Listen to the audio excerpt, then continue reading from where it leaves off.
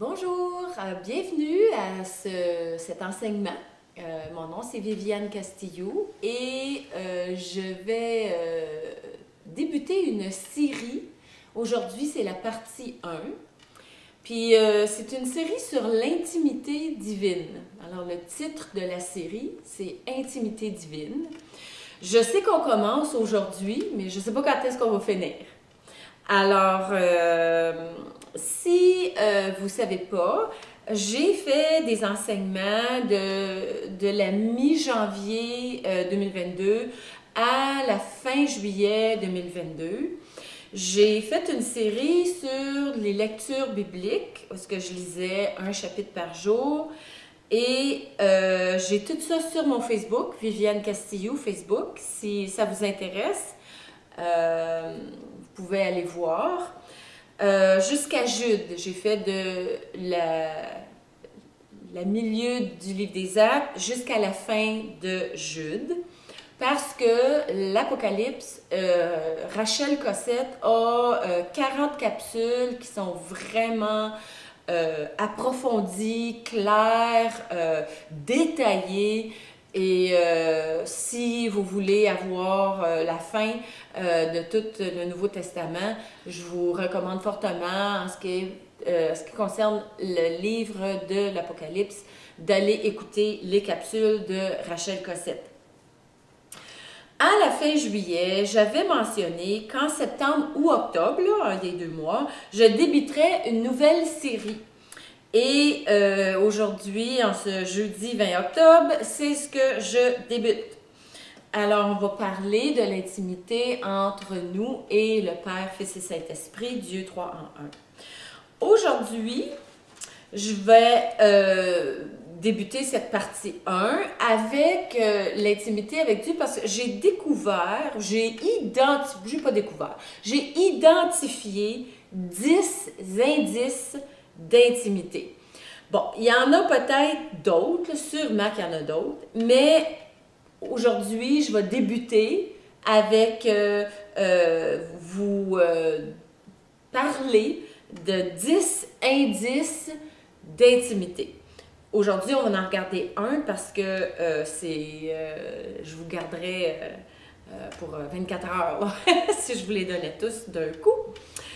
Alors, avant de vous donner le premier indice d'intimité, je voulais juste vous mentionner que quand on regarde l'histoire de la chrétienté, ou plutôt de la religion chrétienne, là, on peut voir qu'il y a eu des tendances ou des élans en fonction des époques ou des cultures. Hein? L'humain a réduit Dieu ou la conception de Dieu en fonction des époques, de la mode, si on peut dire. Puis, j'ai été un bout de temps à me demander, je me posais la question un petit peu secrètement entre moi et Dieu, là, si le concept d'intimité avec Dieu, c'était pas un autre sujet moderne suite à le développement de la psychologie au 20e siècle, des années 1900. Là, la psychologie s'est beaucoup développée. Puis je me disais, coudonc, ça vient-tu de la psychologie du monde, là, cette idée-là là, d'intimité avec Dieu? Écoutez, pour vous donner un exemple de mode, de mode ou de culture moderne qui influence notre perception de Dieu. Je me suis fait dire à répétition, j'ai appris en étudiant l'histoire que dans les débuts des années 1900, Première Guerre mondiale, entre les 2 guerres, récession et tout, et même jusqu'à la Deuxième Guerre mondiale, de la tribune, ce qu'on enseignait, c'était un Dieu punisseur, un Dieu sévère, un Dieu qui nous attend avec un bâton de baseball là, pour nous taper sa tête avec quand on fait quelque chose de pas correct. Je peux comprendre que c'était dans la culture parce que c'était une culture, cette époque-là, c'était très dur.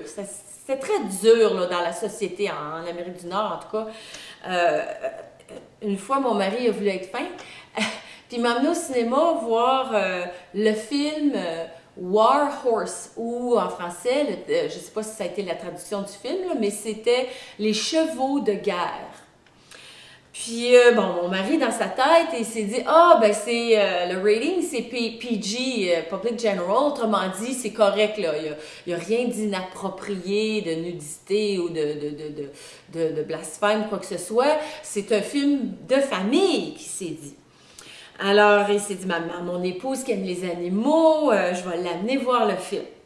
Alors, on s'assoit, on commence à écouter le film, et le film, c'est l'histoire de l'utilisation des chevaux durant la Première Guerre mondiale. Et il y a une histoire autour de ça, d'un cheval en particulier et tout. Et écoutez, je vous en parle, puis je suis émue négativement. Là, je ne suis pas émue parce que c'est pas un film cute du tout. C'est pas du tout mignon. C'est un film qui est atrocement dur. Et à mi-chemin durant le film, j'étais tellement terrorisée, traumatisée, que j'ai donné un bon coup de coude à mon mari. Je me suis levée, puis je suis sortie, puis je suis allée dans un autre cinéma écouter d'autres choses. J'en pouvais plus, je trouvais ça atroce comme film. Et ce qui est triste, c'est que c'est basé sur la réalité que les chevaux, dans la Première Guerre mondiale, ils étaient torturés, ils les utilisaient à mort. Ils les utilisaient jusqu'à temps que le cheval en meure. Alors, je vous dis ça pour vous expliquer à quel point la culture, l'époque de la Première Guerre mondiale, entre deux guerres et deuxième, c'était une époque qui était très dure. Donc, la religion enseignait un Dieu très dur. Fait que ça, c'est juste pour vous donner un exemple que, oui, malheureusement, les humains se sont penchés sur l'époque, la mode, la culture, pour nous définir Dieu.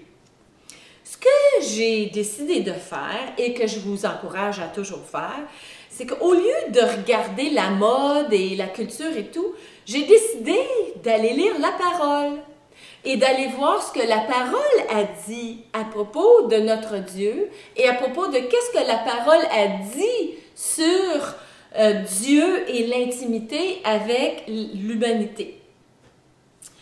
Et j'ai compris et déduit 10 indices qui confirment une intimité avec le Seigneur. Et c'est sûr que je suis allée voir qu'est-ce que Dieu y dit, je suis allée voir qu'est-ce que Jésus faisait et disait aussi. Hein? Quand on regarde les 4 évangiles, on voit beaucoup comment Jésus agissait. Et nous qui sommes chrétiens, qui croyons en Christ, qui sommes disciples de Christ, on croit que Jésus-Christ est le Fils de Dieu, Jésus-Christ est Dieu, et qu'il s'est fait chair, qu'il s'est fait humain pour justement venir, entre autres, nous montrer c'est quoi être un disciple de Dieu, être en intimité avec Dieu. Alors, j'ai la merveilleuse nouvelle et le plaisir de vous annoncer que l'intimité avec Dieu, c'est pas une mode, c'est pas une affaire culturelle, ce n'est pas une histoire inventée des hommes, c'est vraiment biblique, c'est vraiment Dieu qui désire passionnément une intimité avec nous. Et Jésus, il démontre une intimité avec Dieu en parole et en action. Écoutez, il y a au moins 29 références bibliques confirmant que Jésus, il y avait de l'intimité avec Dieu. J'aimerais vous amener dans Jean 10. Alors, si vous avez votre Bible, tournez avec moi dans Jean 10, le verset 30. Et voici ce qu'on lit. « Moi et le Père, nous sommes un. » C'est ça que Jésus il dit. Jésus, il dit « Moi et le Père, nous sommes un. » Et Jean 17, 21, ça dit que Jésus dit, afin, lisons de 20 à 21. 20 et 21. Ça, c'est Jésus qui parle. Ce n'est pas pour eux seulement que je prie, mais encore pour ceux qui croiront en moi par leur parole, en parlant des disciples, afin que tous soient un, comme toi, Père, tu es en moi, et comme je suis en toi, afin qu'eux aussi soient un en nous, pour que le monde croie que tu m'as envoyé, soit un. On est un avec le Père, Fils et Saint-Esprit. Et on n'ira pas lire les 29 références bibliques, mais Jésus nous dit ici que Dieu veut, et que Jésus veut, Jésus étant Dieu, que nous soyons un. Être un, c'est un concept d'intimité.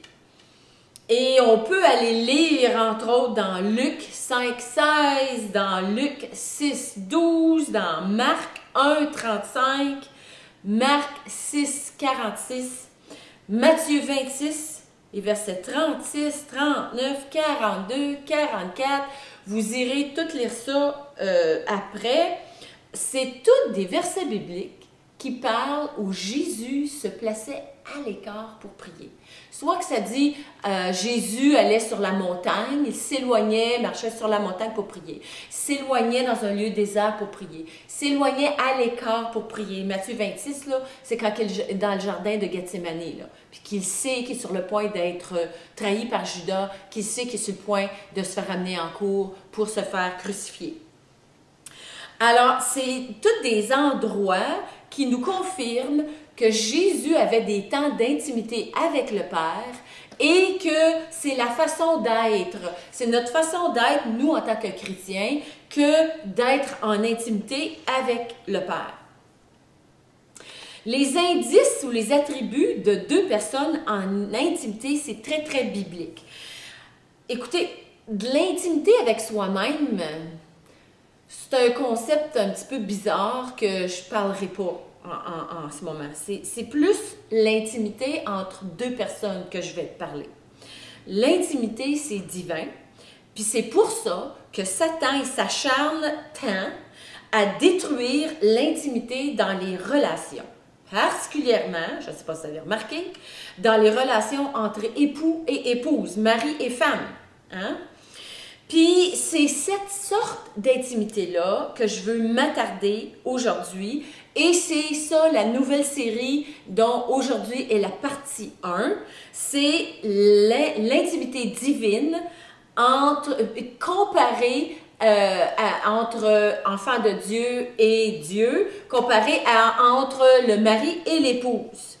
Parce qu'il y a plusieurs formes d'intimité, hein, comme celle d'une maman avec un enfant. Hein, on voit ça, là, une maman avec un nouveau-né, une maman qui allait, il y a une intimité qui est là. Ou deux, comme on dit en anglais, deux BFF, là, deux best friend forever, là, deux amis, deux meilleurs amis, il y a une intimité, une coquinerie entre les deux, là, hein, c'est spécial.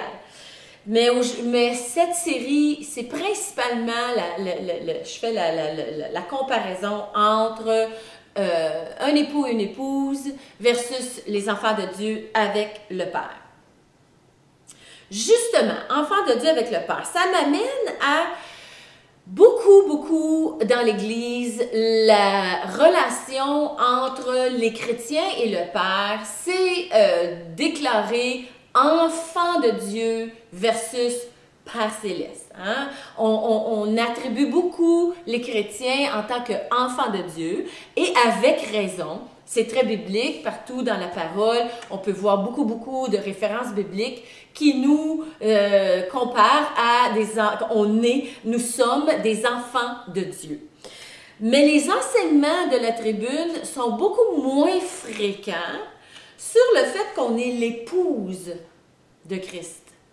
Notre statut ou notre position ou notre état de cœur, c'est aussi comme une épouse de Christ.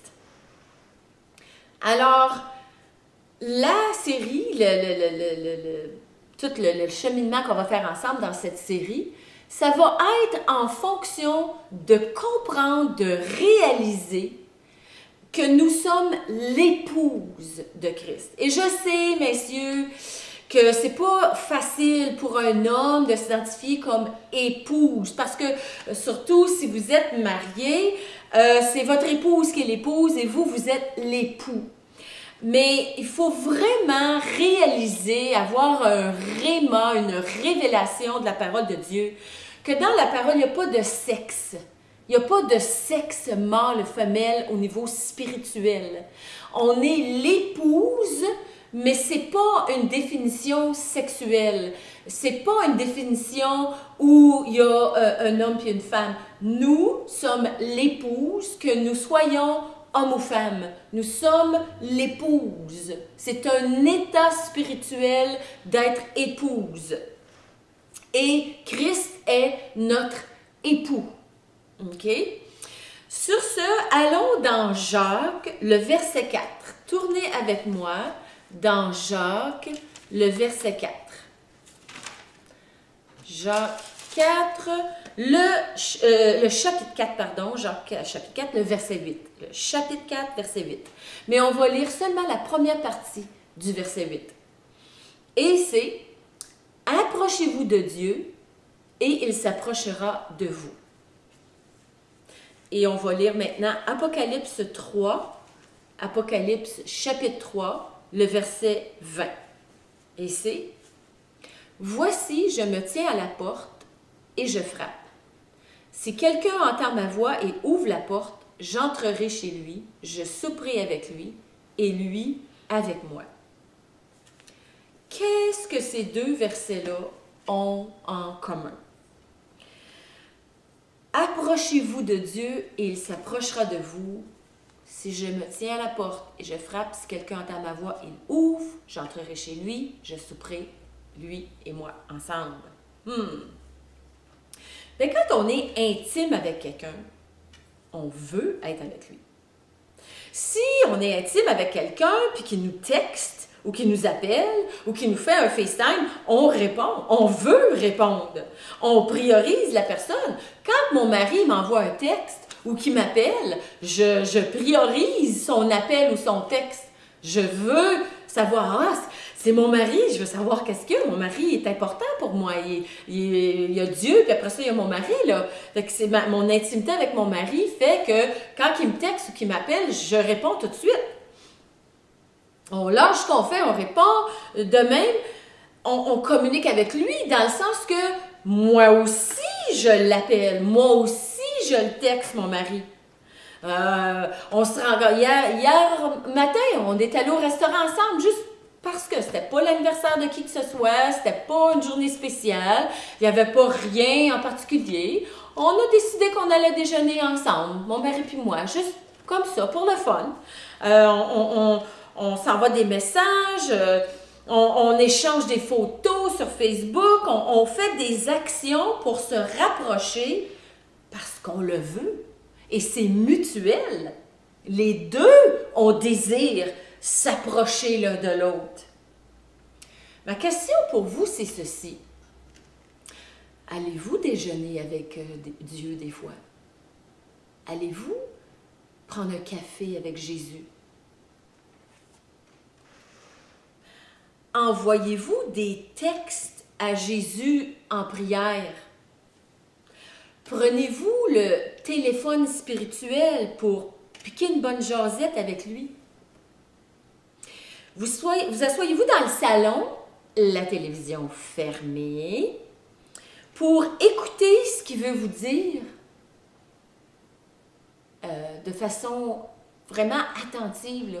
Juste être assis, les yeux fermés, sans distraction, pour écouter, pas vous endormir. Écoutez qu'est-ce que Dieu vous dit dans votre cœur, de quoi Dieu vous parle. Lisez-vous les emails du Père, qui est sa parole? Vous n'avez pas pensé à ça, hein? Approchez-vous de Dieu et il s'approchera de vous. Voici, je me tiens à la porte et je frappe. Ou, voici, je vous ai envoyé des emails. Ou, je vous appelle au téléphone, ça sonne et j'attends que vous répondiez. Si quelqu'un entend ma voix, si quelqu'un ouvre la porte, si quelqu'un répond au téléphone, décroche, prend l'appel de la voix de Dieu, si quelqu'un prend les emails et les lit, j'entrerai chez lui, je souperai avec lui et lui avec moi. Nous communiquerons ensemble, nous communierons ensemble, nous vivrons dans l'intimité. J'ai une vraie histoire à vous raconter, quelque chose qui est vraiment arrivé de quelqu'un qui m'a vraiment parlé. Il y a assez longtemps de ça, mon Dieu, ça doit faire peut-être 15 ans de ça. Je travaillais dans un centre, dans une prison, un centre de détention, une prison provinciale. Puis, je faisais de la relation d'aide là. Et à un moment donné, j'étais avec une détenue. Et elle me partageait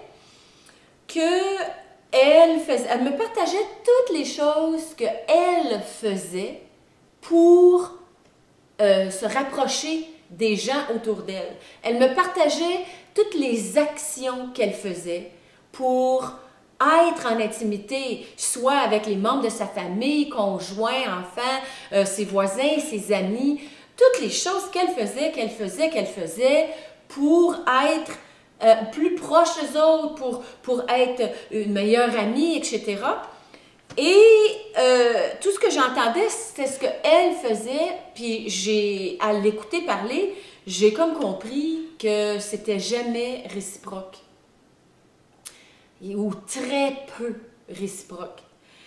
Puis, ce qui est triste, c'est que cette jeune dame-là, je lui ai partagé qu'une relation saine, une relation d'intimité, une vraie relation d'intimité, ça fonctionne des deux côtés. Et ce qui est triste, c'est qu'elle était surprise. Elle n'était pas au courant de ça. Pour elle, tout ce qu'elle avait connu, c'était qu'elle, fallait tout le temps qu'elle fasse des efforts, mais que son monde autour d'elle, tout son network, si on peut dire en anglais, là, toutes ses connaissances, famille, amis, voisins, etc., c'était normal qu'eux ne faisaient aucun effort pour se rapprocher d'elle. C'est tout ce qu'elle avait connu. Ne soyez pas comme cette détenue.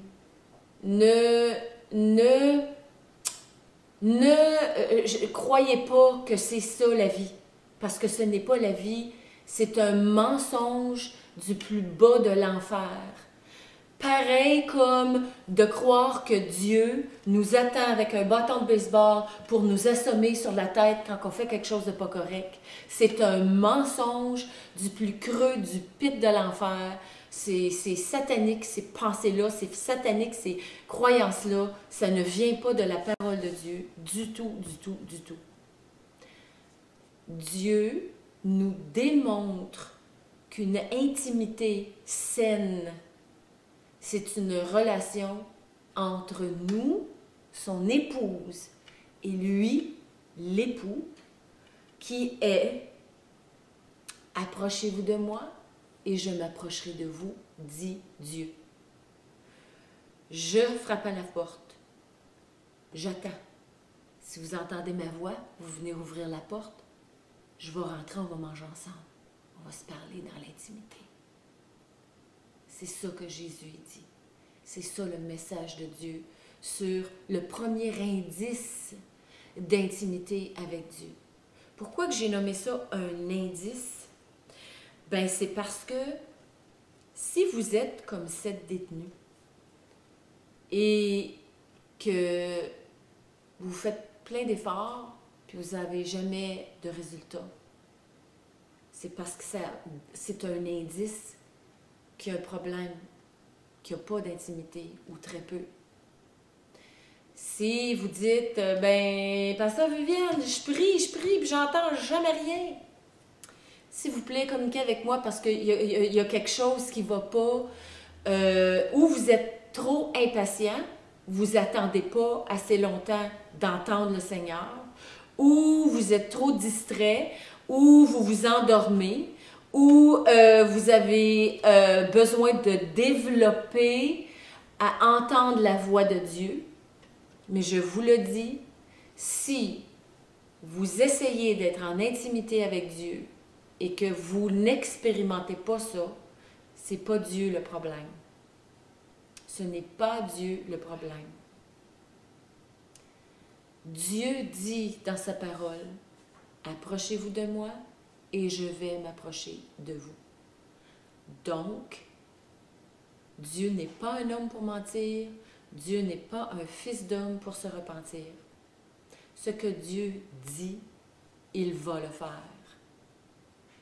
Dieu, il est honnête. Dieu, il est vrai. Ce qu'il dit, il le fait.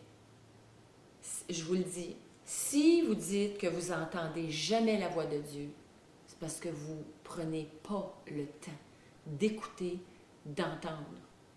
Vous attendez 5 minutes, vous n'entendez rien, vous vous levez puis vous partez. Ou vous attendez 5 minutes puis vous vous endormez. Dieu, les brebis de Dieu entendent sa voix. Parfois on entend, mais on ne veut pas. On ne veut pas entendre ce que Dieu nous dit.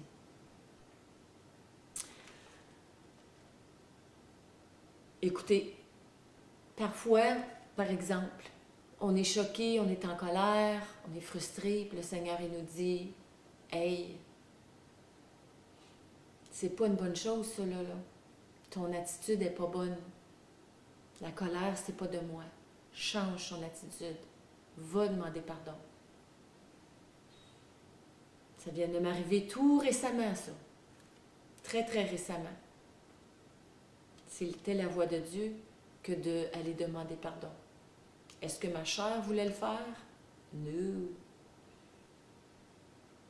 Mais j'ai entendu la voix de Dieu et j'ai obéi au Seigneur. Fait que parfois, posez-vous la question, je veux être en intimité avec le Seigneur, je veux, mais c'est lui. Non, c'est pas lui, c'est vous. Peut-être qu'il vous a dit de faire quelque chose et que vous vous entêtez à ne pas le faire. Je vais arrêter ici parce que entendre la voix de Dieu, ça vient à pratiquer l'intimité avec Dieu. Et justement, les 10 indices d'intimité vont vous aider avec ça. Suivez-moi. Continuez à écouter la série de l'intimité avec Dieu et je vous le promets, vous allez entendre de mieux en mieux, de plus en plus, la voix de Dieu en intimité avec Dieu. Dieu s'approche de vous. Voulez-vous vous approcher de lui?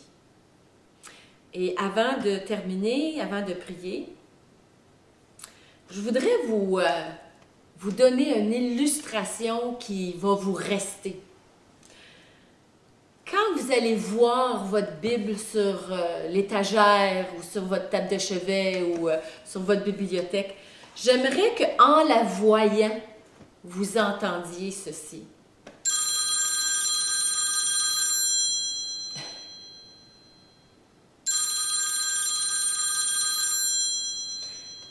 Je voudrais que vous entendiez ça en voyant votre Bible.